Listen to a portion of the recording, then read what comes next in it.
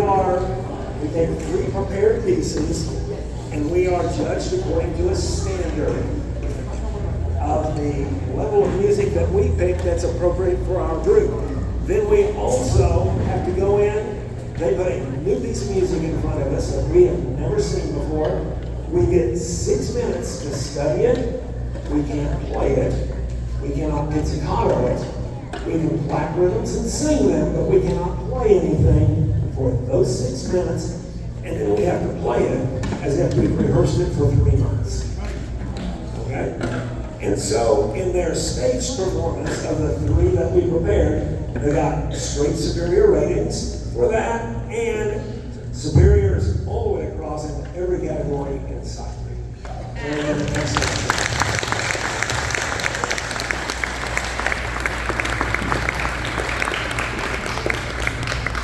Going back for just a moment to that 9 years ago when I came here, to take a group to LGBE, we can choose anything from level 1 all the way up to level 6. Level 6 is what the Atlanta Symphony plays. Okay? And when I first came here, it was a struggle, a real struggle to get the 8th grade to play at a level 2. It had to be on the easier side of level 2. By the time we went through the process and I showed them how to, after every day, the fundamentals, you just fundamentals, position, all the time. The next year, we were up to a level 3, and the year before COVID hit, they were performing a level 3 with a step up 4. Okay, that means you can do 2 pieces at the level 3 and then 1 more difficult piece. And they got superior ratings at that year. Then, of course, our old buddy COVID hit. And so it was just kind of building it back up. Well, this year, we did a difficult level 2 program with a step up 3. So we're on our way back to that, okay? So we've got this built back up. This next piece they're getting ready to play, while it doesn't look difficult on paper, on the stage, the style has to be absolutely correct. The tempo has to be held within check. Because if you get too fast, then you're out of a stylistic period. You will probably recognize this piece. It's the rondo from Masterpiece Theater.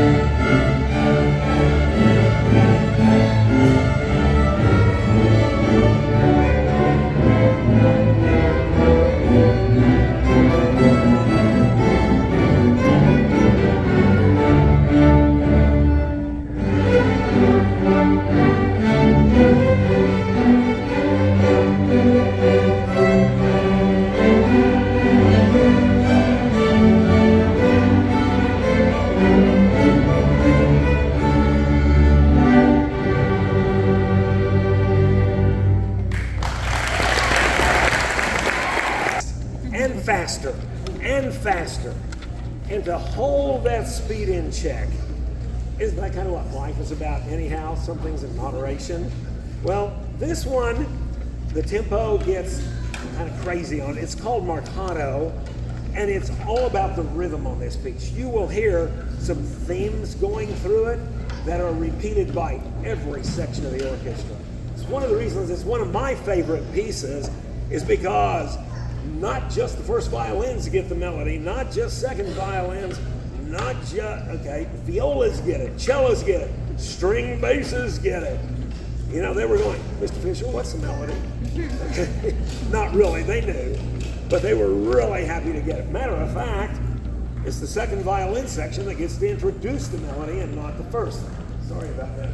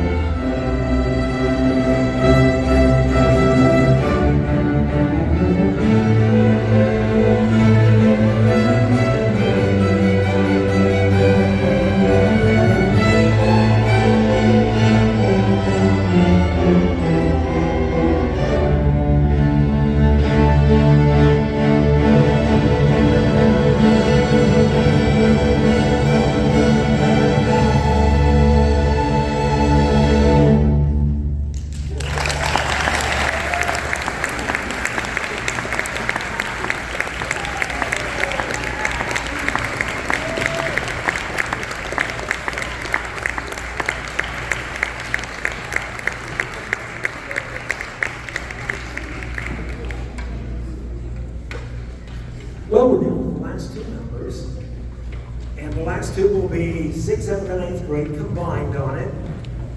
One of the joys of teaching, oh my goodness, throughout all these years, is giving students opportunity.